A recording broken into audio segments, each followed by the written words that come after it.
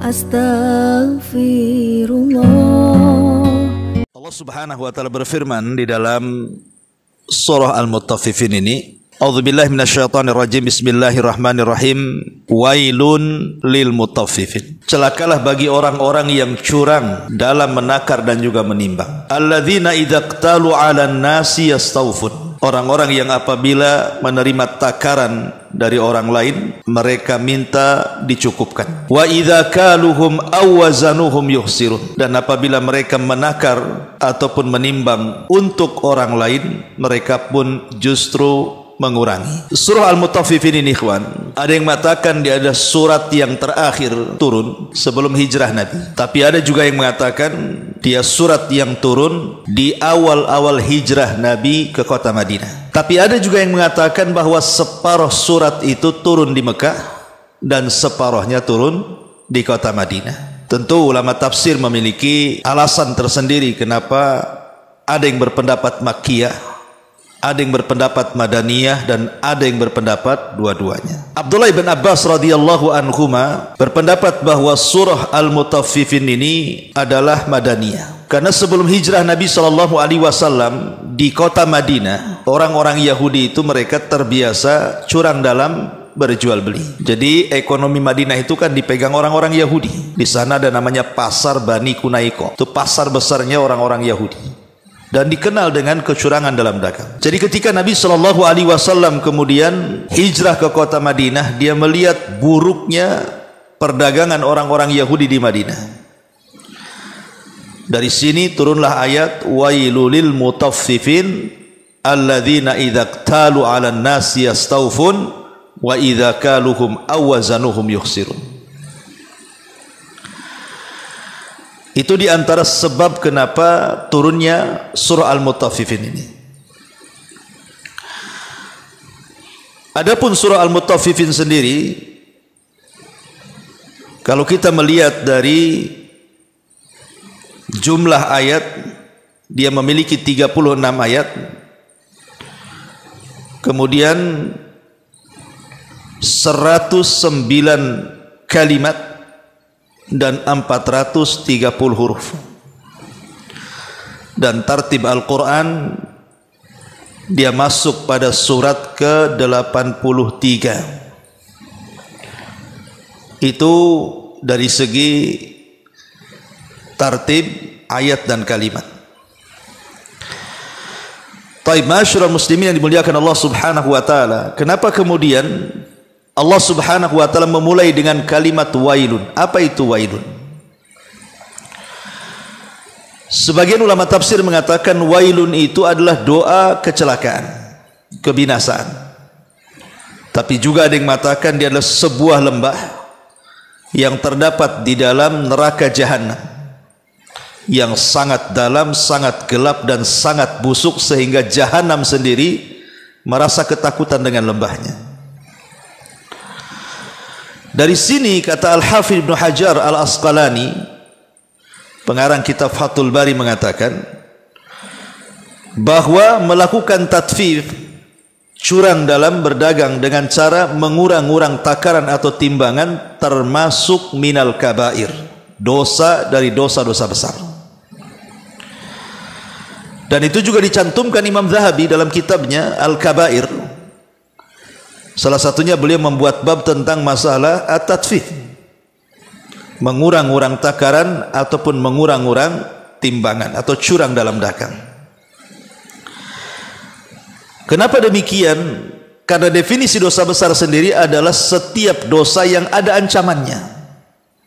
Kalau dosa kecil kan tidak ada ancamannya, tapi dosa. Tetapi kalau dosa besar itu identik dengan ancaman. Baik ancaman itu di dunia ataupun di akhirat. Pokoknya setiap dosa mengandung ancaman. Di dunia pamannya potong tangan, rajam, didera, diasingkan. Berarti dosa yang ada ancaman di dunia itu disebut dosa besar. Atau di akhirat seperti di sini, diancam dengan wail, lembah di neraka, atau diancam dengan neraka, atau diancam dengan azab. Maka apapun dosa, kalau sudah ada ancamannya, ketahuilah itu adalah minal kabair, dari dosa-dosa besar yang tidak bisa diampuni hanya dengan sekedar wudu, dengan sekedar salat, dengan sekedar zikir, tidak, tetapi harus dengan taubatan nasuha. Dan kalau itu berkaitan dengan hak orang lain, maka harus dikembalikan haknya. Ma'asyiral muslimin yang dimuliakan Allah Subhanahu wa taala, kenapa kemudian tatfif ini sedemikian kerasnya sampai dijadikan satu nama dalam Quran itu, al-mutaffifin? Karena yang namanya tatfif, mengurang-urang takaran, timbangan dan yang semacamnya itu kezaliman. Dia adalah kezaliman. Kemudian memakan harta orang lain dengan cara yang batil. Kemudian melukai orang lain, karena kan dia merugikan masalahnya. Kalau orang yang membeli itu tahu bahwa dia dicurangi, sakit hati. Ya.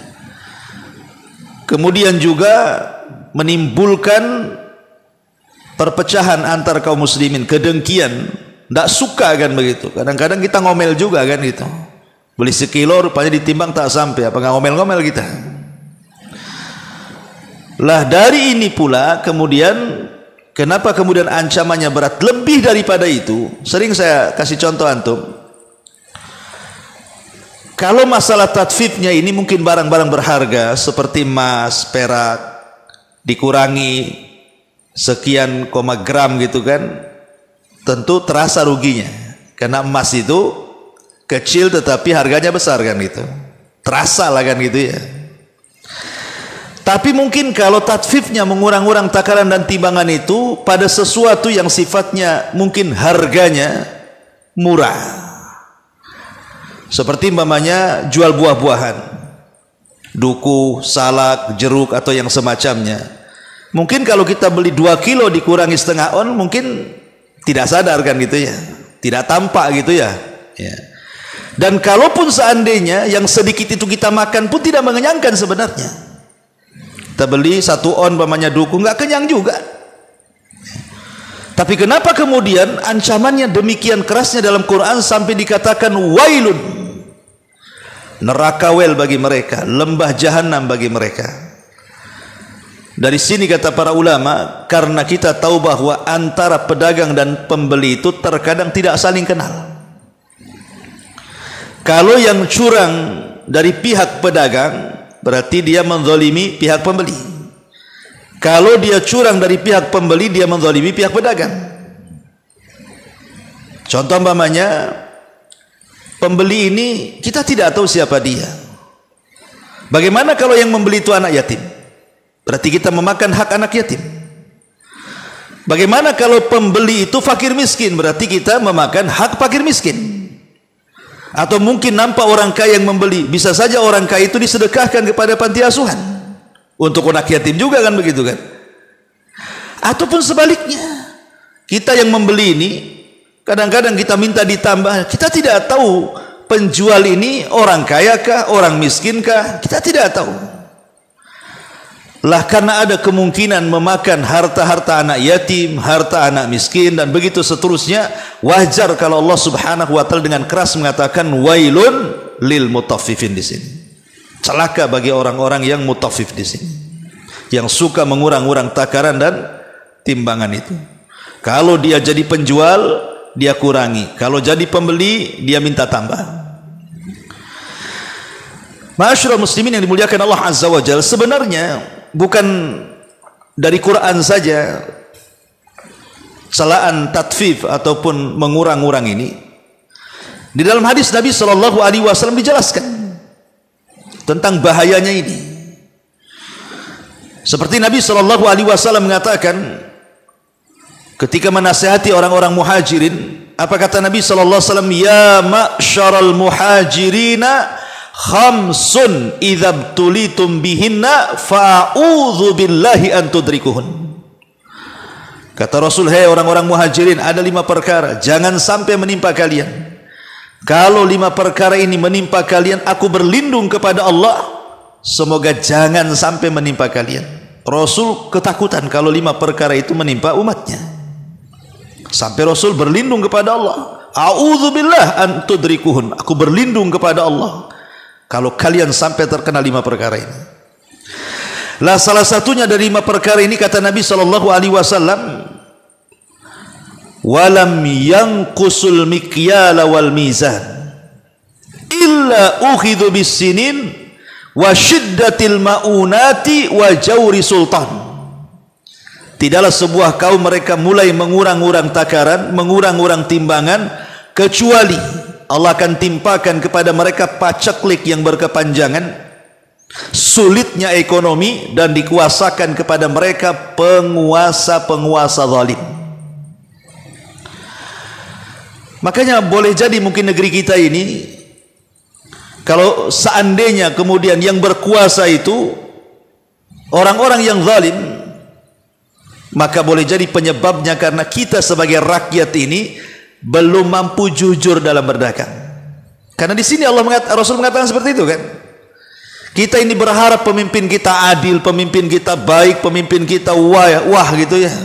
Tapi kita pula masih mengurang-urang takaran dan timbangan. Dari sini Allah mengatakan, innallaha la yughayyiru ma biqaumin hatta yughayyiru ma bi anfusihim.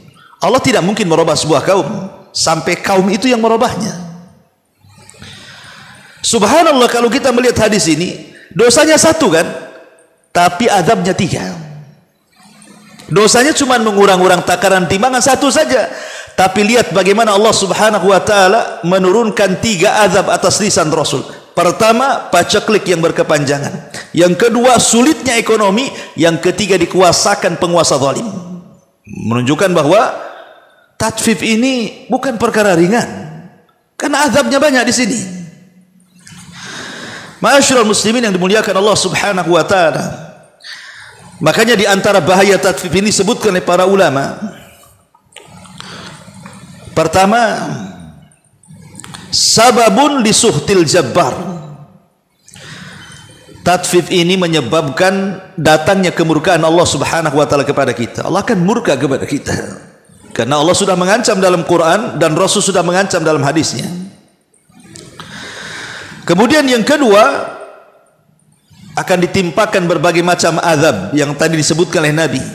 Bisa saja paceklik yang berkepanjangan, ataupun susahnya ekonomi, ataupun dikuasakan kepada kita penguasa-penguasa zalim. Kemudian yang ketiga, tatfif ini dalil tentang bakhilnya manusia. Kenapa kemudian dia mengurang-urang takaran? Karena bakhil kan. Kalau dia tidak bakhil, dia tidak akan mengurang-urang takaran.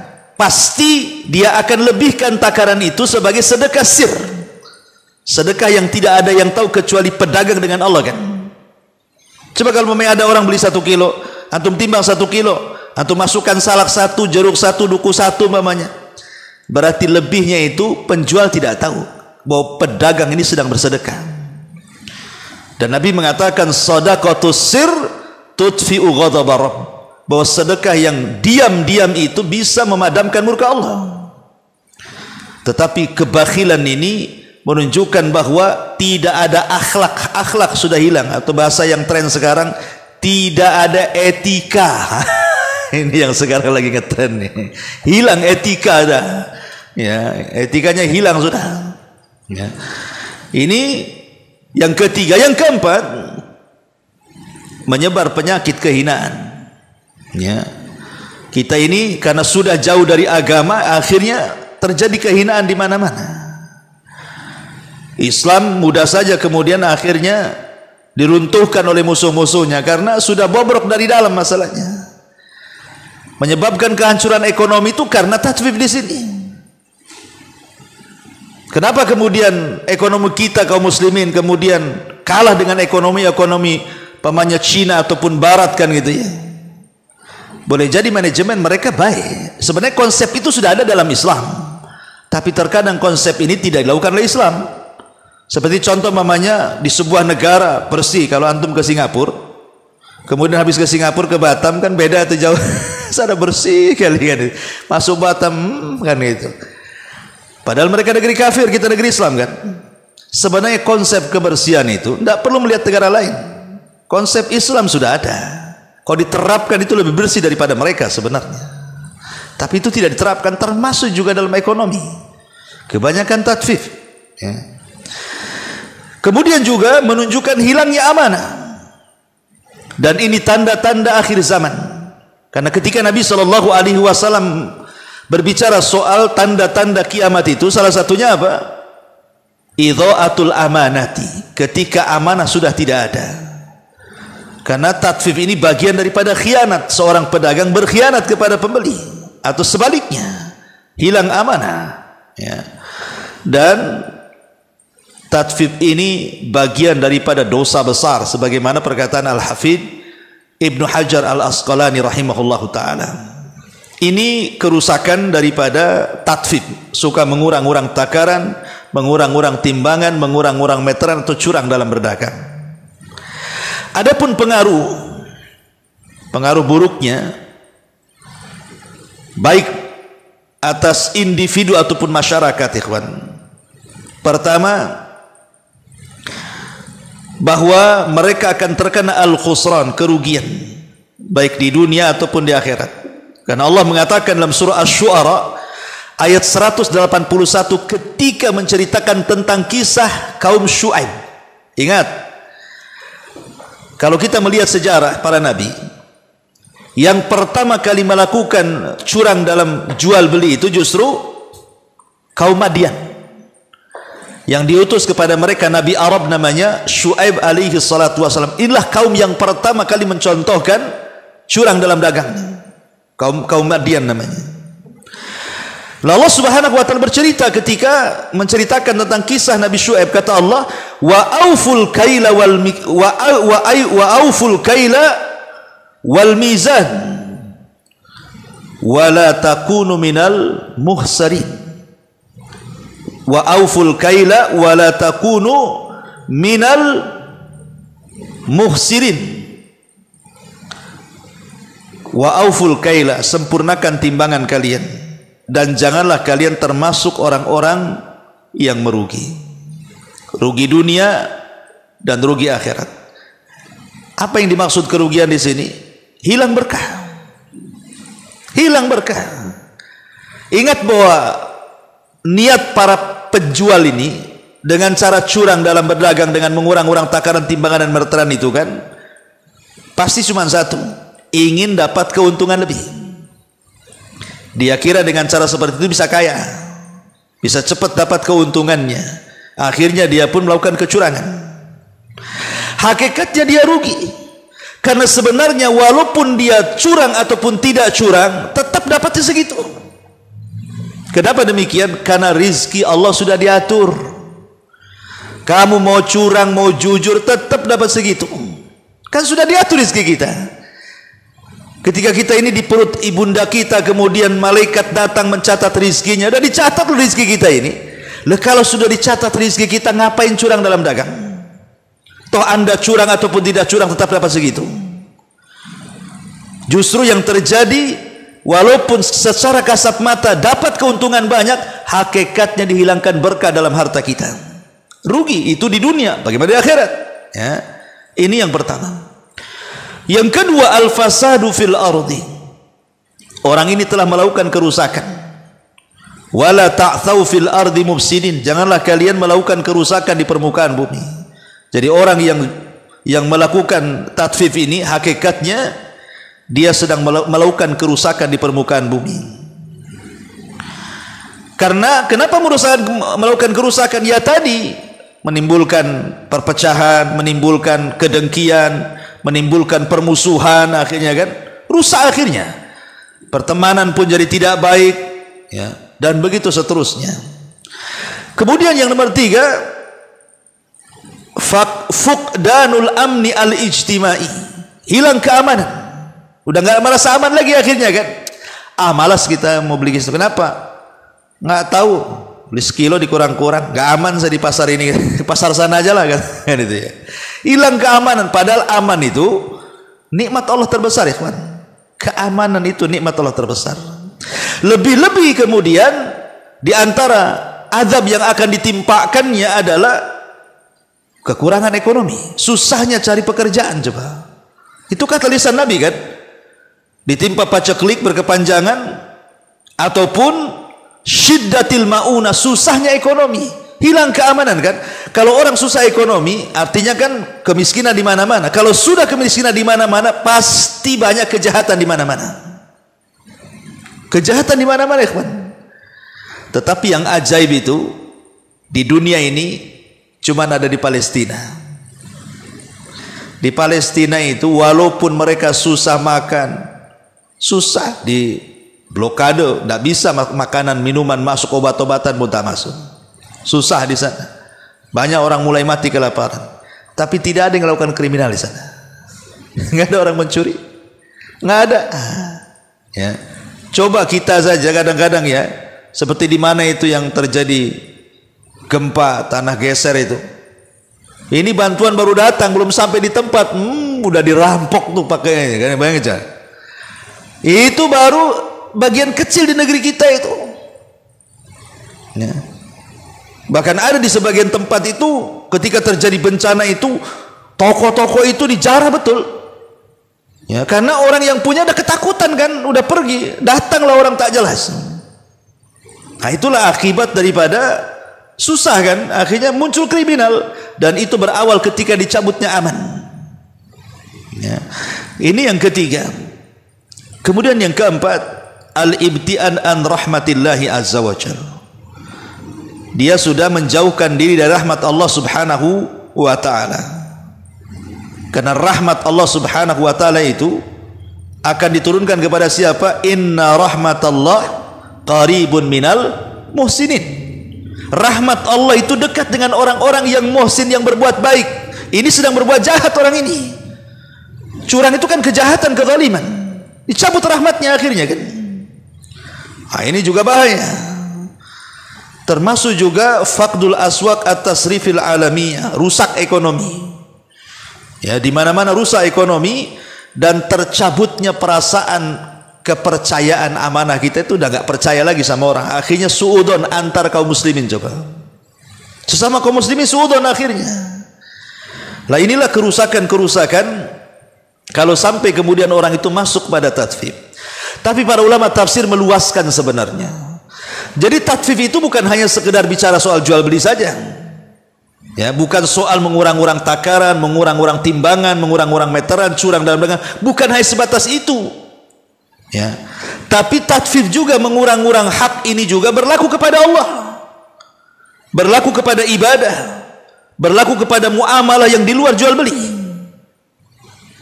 Dan kata para ulama, sebesar-besarnya tatfif adalah ketika mengurangi hak Allah subhanahu wa ta'ala. Sebesar-besarnya tatfif, mengurang-urang hak itu adalah ketika kita mengurang-urang hak Allah subhanahu wa ta'ala, dan itu ketika kita melakukan kesyirikan. Kenapa kemudian kesyirikan ini sebesar-besarnya tatfif, mengurangi hak? Ya, Allah sudah memberikan rizki kepada kita, ikhwan.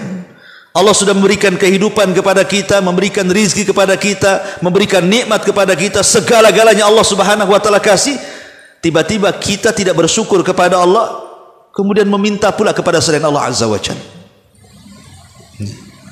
Yang harusnya berharap kepada Allah diberikan harapan kepada selain Allah. Yang harusnya takut kepada Allah diberikan takut kepada selain Allah. Yang harusnya meminta kepada Allah diberikan pula doa itu kepada selain Allah. Ini sebesar-besarnya tatfif. Makanya di zaman Nabi SAW ada seorang wanita mengucapkan satu kalimat kepada Nabi SAW, satu kalimat saja. Apa kata wanita ini? Masya Allah wa syi'ta ya Muhammad. Atas kehendak Allah dan kamu. Hanya menambahkan kalimat dan. Rasul marah dan mengatakan aja'al tani lillahi nidan, kau mau jadikan aku tandingan bersama Allah? Qul masya Allah wahda, katakan atas kehendak Allah saja, jangan bawa-bawa aku, kata Rasul. Karena kalimat waw ini bahaya, walaupun satu kalimat waw dan ini bahaya, karena akan mengurangi hak Allah di sini. Ya. Ini sebesar-besar tatfif dalam Islam adalah ketika bicara tentang hak Allah, kesyirikan. Ya. Kemudian yang kedua dalam ibadah. Terkadang kalau kita ini, umpamanya Anda ini bekerja di pemerintahan, kemudian pemimpin kita datang, entah wali kota, entah bupati, entah apa kan gitu, atau mungkin dalam dunia militer, polisi, TNI dan begitu seterusnya, itu kalau datang komandannya tuh rapihnya luar biasa, tepat waktu, kalau nggak bisa dipecat atau mungkin suruh push up kan itu kan. Itu kalau yang datang itu komandannya atau pemimpinnya atau wali kotanya atau gubernurnya atau menterinya, apalagi presidennya, sebagai bawahannya kita, apa enggak dreg-dreg itu, langsung sap rapi, pakaian rapi, semua serba rapi, on time lagi. Tapi ketika kita sholat, sholat coba kan, kita sedang menghadap Allah, bukan menghadap wali kota, gubernur, presiden. Ya, terkadang kita ini mengurang-urang hak Allah kan. Ya, mulai dari pakaian kita, kadang-kadang tangan ini garuk sana garuk sini kan. Coba kalau begitu dilakukan kita di hadapan orang yang kita anggap mulia gitu, nggak selesai, nah itu sudah bagi dalam tentara nggak boleh bergerak tuh kan. Tapi kenapa kepada Allah seperti itu? Kadang-kadang pakaian pun itu pula pakaian yang kerja itu pula untuk salat. Kadang-kadang pakai kaos oblong saja. Ini tatfif namanya, mengurang-urang hak Allah kan. Masa kepada manusia sesempurna itu penghormatannya, kepada Allah tidak sempurna? Tatfif namanya, mengurang-urang hak Allah subhanahu wa ta'ala. Atau dalam sedekah, ya, seseorang kemudian ingin bersedekah. Terkadang kalau kita ini mau makan, apapun yang kita inginkan kita pasti bayar walaupun mahal. Bawa keluarga ini malam minggu, ayo deh kita makan di mana, di sana tuh ada kuliner bagus tuh, bola anaknya istrinya semua ke situ. Tengok bilnya berapa, 1,5 juta, bayar. Nggak ada kepikiran kan, nggak ada, mana mikir itu, bayar, puas enak ya, cocok katanya. Besoknya datang pula pengemis, susah minta makan. Iyalah, oke lah, masih dermawan dia ngasih. Kadang-kadang ngasih itu sebagaimana, tidak sebagaimana ketika kita ini memberi makan keluarga kita. Kita jor-joran kita bisa makan, nraktir kawan kita bisa jor-joran. Ketika ada orang susah minta makan, paling tinggi ambil nasi padang satu bungkus. Tatfif ikhwan ya. Ini termasuk daripada tatfif sebenarnya. Lah dari sini ikhwatuddin, kadang-kadang kita tidak sadar di antara kita ini masih melakukan tatfif kepada hak Allah subhanahu wa ta'ala dalam bab ibadah ini. Karena wailul lil mutaffifin ini meluas pembahasannya, bukan seputar jual beli saja, tidak, sampai kepada bicara hukuk ya, hak-hak yang berkaitan dengan Allah ataupun dengan hamba-hambanya selain daripada jual beli. Termasuk juga hak-hak pekerja. Ya, seperti umpamanya kita bekerja kepada seseorang atau mungkin di PT atau di mana. Terkadang-kadang kita ini tidak berpikir, lambat datang, malas bekerja, tapi ketika gajian pengen pula sempurna sebagaimana perjanjian di awal. Ini kan tatfif namanya. Anda sudah memotong jam, Anda sudah memotong waktu, Anda tidur pula di situ, ketika gajian tak mau pula dikurangi. Itulah tatfif namanya. Masuk juga pada masalah-masalah seperti ini. Bahasa kita ini suka ngular kan itu. Pemain antum bangun dulu malah, kemudian datangkan tukang harian. Ya, kalau antum ada semangat kan gitu. Ketika tak ada yang ngular kan gitu ya. Kalau borongan sih enak, terserah dia kan gitu. Tapi kalau yang harian ini kan bahaya kan gitu ya. Ya. Lah itu kadang-kadang di situ tatfif juga kan, karena mengurang-urang hak orang. Tapi kalau waktu gajian tak mau dikurangi, marah dia. Saya 5 hari kerja loh. Kan itu. Masyarul muslimin yang dimuliakan Allah azza wa jalla, itu contoh saja tatfif dalam pekerjaan. Ataupun dalam masalah ijar, sewa menyewa, itu pun masuk juga kan, tatfif dalam sewa menyewa, bukan sama jual beli saja, termasuk juga hak-hak yang berkaitan dengan manusia, baik dengan kawan, baik dengan ulama gitu ya. Pamannya seseorang murid dengan ustadznya, maunya murid itu, ustadz itu kalau bisa nggak punya salah kayak malaikat, maksudnya ada tuh. Kalau ustadz itu sempurna lah, kalau bisa nggak punya dosa kayak malaikat. Makanya kalau buat dosa sedikit, kebaikannya hilang, yang dosanya itu aja dibicarakan. Tetapi muridnya, dia menghendaki ustadznya kayak malaikat, dia pula jadi iblis gitu maksudnya. Kan gitu. Dia sendiri akhlaknya nggak pernah disorot sama Ustaz. Entah dia melakukan apa di luar, mana Ustaz tahu? Ya kan? Mungkin buruknya luar biasa. Makanya heran, jangan kemudian minta Ustaz jadi malaikat kalau Anda jadi iblis kan gitu ya. Itu tatfif namanya. Masuk juga. Begitu juga sama kawan gitu. Kalau ditraktir enak, dia ngasih besar, kita muji-muji, sekali dia minta ditraktir tak mau pulang. Itu tatfif ya kan, masuk juga kan itu. Ya. Ma'asyiral muslimin yang dimuliakan Allah Subhanahu wa ta'ala, termasuk juga hubungan suami istri. Kadang istri terlalu menuntut kepada suami, ya, sekali ada kesalahan itu pula yang kemudian dilaknatnya.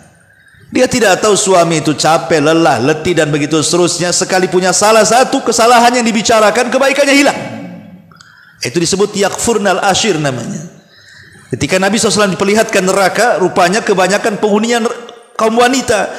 Sahabat bertanya, apa alasannya? Maka Rasul mengatakan, bukan mereka tidak sholat, mereka puasa, mereka ibadah, tapi kesalahannya satu, yakfurnal ashir, tidak bersyukur akan kebaikan suaminya. Itu tatfif, ya. Termasuk juga orang tua kepada anak-anak loh.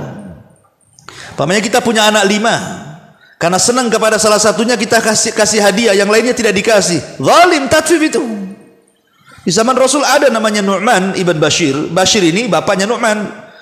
Karena dia suka dengan Nu'man anaknya, dia kasih hadiah tuh. Tetapi kemudian istrinya nggak setuju. Kalau bisa hadiah ini disaksikan oleh Nabi. Datang dia kepada Nabi dan mengatakan, ya Rasulullah, Bashir akan memberikan hadiah kepada anaknya Nu'man. Kata Rasul, apakah anaknya cuma satu si Nu'man saja? Oh tidak, banyak. Oh nggak mau, saya nggak mau jadi saksi untuk kezaliman, katanya. Kalau kau memberikan hadiah, berikan hadiah semuanya. Harus adil juga kan begitu. Ya tidak boleh ayah itu kemudian pilih kasih. Harus adil kepada anak-anaknya. Termasuk dalam bab waris. Berapa banyak kemudian saudara mendolimi saudaranya, paman mendolimi ponakannya, bahkan orang yang nggak dapat waris dia pula dapat, yang berhak dapat waris tak dapat pula kan begitu. Tatfif, dosa besar. Ya, jadi ini meluas kemana-mana bab-bab tatfif ini. Ikhwatu fillah muliakan Allah Subhanahu wa ta'ala. Ya, termasuk hak-hak yang kurang dari orang tua, tidak mengajarkan sholat anak, tidak mengajarkan baca Quran anak. Ketika kemudian anak ini durhaka, orang tuanya marah-marah. Kok ini anak harus birrul walidain loh, nggak di anak kok minta birrul walidain pula kan? Aneh kan gitu ya. Anak juga bisa mengatakan, ya saya, jangan kau katakan aku durhaka kepada orang tua yang durhaka kepada anak. Karena ini ada di zaman Umar kan. Ada orang tua marah sama anaknya, dilaporkan kepada Umar. Ya Umar, hukum anak saya, dia sudah kurang ajar dan durhaka kepada aku, katanya. Umar marah, hampir saja dia menghukum anaknya. Tetapi Umar seorang hakim yang adil, datangkan anakmu. Didatangkan anaknya. Kemudian anaknya kayaknya mau ngomong, kata Umar, kalim ngomong. Ketika anaknya mengatakan, ya Amirul Mukminin, apa kewajiban ayah kepadaku, katanya. Apa kewajiban seorang ayah kepadaku? Maka Umar mengatakan, 1, ajarkan Quran. 2, kata, pilihkan ibu yang baik, katanya. Kemudian 1, mengajarkan Quran. 2, pilihkan ibu yang baik. Kemudian yang ketiga, ajarkan agama. Apa kata anak ini? 3-tiganya nggak ada, katanya. Aku tidak diajarkan agama, aku tidak diajar Quran, aku juga tidak dipilihkan ibu yang baik. Ayahku membeli seorang budak perempuan agak gila, kemudian digauli satu malam dia hamil, lahirlah aku. Karena dia tidak suka dengan aku, dia mencampakkan aku. Kemudian aku diberi nama Ju'lan, katanya. Ju'lan ini sejenis binatang. Kan kurang ajar tuh. Setelah sudah besar saya durhaka, tiba-tiba dia mengatakan akan menghukum aku dan melaporkan kepada Anda, wahai Amirul Mukminin. Umar marah dan mengatakan, pergi, kasus tutup, katanya. Nggak ada lagi, katanya. Ya, sebelum anakmu durhaka kepadamu, katanya, engkau yang lebih durhaka dulu kepada anak. Itu tatfif, karena ini kan tatfif, ya kan? Nggak boleh juga gitu. Ya. Jadi ma'asyiral muslimin yang dimuliakan Allah Azza wa Jalla. Jadi kalau kita cerita tentang tatfif ini kemana-mana. Ya. Termasuk juga kadang-kadang kita ini tidak adil. Umpamanya ada di satu instansi, yayasan, masjid atau yang lain, ada rapat imam dengan pengurus umpamanya. Imam ini hafal Quran, dia tahu fikih, dia tahu hadis kan gitu. rapat ada musinin di situ. Yang didengar musininnya. Imamnya tadi dengar. Kan itu. Alasannya apa? Pak Imam bisa diganti, musinin tak susah cari katanya. Ini lingkungan agama, namanya masjid, yayasan, pesantren, coba bayangkan. Ya, kadang-kadang apa? Orang yang nggak ada berkompeten dalam agama, dia pula yang didengar suaranya. Sementara orang-orang yang jelas-jelas punya agama di situ, ditendang dia, tatfif, ikhwan. Dan tatfif itu dosa besar. Ya. Atau mamanya, antum punya anak gadis, ada 2 orang melamar, satu hafal Quran, satu pula tak hafal Quran tapi pula miliarder. Ya. Kira-kira milih mana? Yang satu ganteng, dokter, gajinya 20 juta, rumahnya di Sukajadi, mobilnya bagus. Satu pula lulusan Jabal Uhud, tinggal di Ruli, hafal Quran, hafal hadis arba'in. Kira-kira tuh milih mana? Pak dokter lah Ustaz katanya. Idza ja'akum man tardawna dinahu wa khuluquhu fazawwijuh, kata Rasul. Apabila datang anak, melamar anak kita, bagus agamanya, bagus akhlaknya, nikahkan dengan dia. Kalau tidak, rusak anak kita. Karena bukan hanya mencarikan jodoh anak kita kemudian selesai tanpa kemudian memikir agama dia, tidak. Ketika kita mati kita butuh doa dia. Loh, kalau anak kita serahkan sama ahli dunia, ketika kita mati kira-kira peduli dengan kita? Nggak peduli. Bukan hanya dia tidak peduli, cucunya pun tidak peduli. Tapi kalau kita nikahkan dengan yang tahu agama, dia peduli dengan kita setelah kematiannya, anak cucunya pun peduli kepada kakeknya. Jadi jangan berpikir soal dunia saja. Kehidupan kita itu ada setelah dunia. Saya bukan promosi lu saja Balud ya. Tetapi di sini maksudnya kita bicara masalah tatfif. Kadang-kadang kita tidak adil di sini. Ya. Jadi memang tatfif ini larinya kemana-mana. Makanya kemudian Allah Subhanahu Wa Taala mengatakan wailun lil mutaffifin, celaka bagi orang-orang yang tatfif ini. Alladzina idza qtalu 'alan nasi yastawfun wa idza kaluhum aw wazanuhum yukhsirun. Kalau dia menjadi penakar, penjual, dikurang-kurang. Kalau dia pembeli pula dia mau nambah. Kadang-kadang tradisi di masyarakat ini ada kan, yang belum beli sudah nyicipi. Kan ada tuh. Ada duku banyak, langsung dia ke penjual duku, langsung main ambil. Beli sekilo katanya. Padahal itu sekilo dengan satu yang ia makan tuh. Yang satu itu belum dibayar itu. Yang sekilo sudah dibayar, tatfif. Kadang-kadang tidak boleh kita ini main comot-comot kayak gitu, kecuali kalau memang ada promosi dari penjual. Mungkin udah salaknya udah dibongkar, duriannya sudah dibongkar, cicipi, itu asas kerelaan namanya. Ya, mungkin kalau penjual ini kemudian betul-betul pembelinya membeli, mungkin tidak dipedulikan satu tuh. Tapi kalau seandainya kemudian sudah tidak beli, mencaci maki lagi, itu yang masalah. Ini apa ini katanya? Nggak jadi asem. Nah ini kan udah diambil, dimakan, dicaci maki, apa kurang aja? Aduh, sakitnya di sini itu penjual tuh. Lah, ini hal-hal yang seperti ini kan terjadi di masyarakat. Ya tadi saya katakan tadi, karena tidak ada etika tadi. Nah, itu hilang etika, hilang akhlak. Ya, kalau akhlak seperti hilang, gimana coba negara kita ini? Ya. Masyarul muslimin yang dimuliakan Allah Subhanahu Wa Taala, inilah di antara tafsir singkat dari surah Al-Mutaffifin.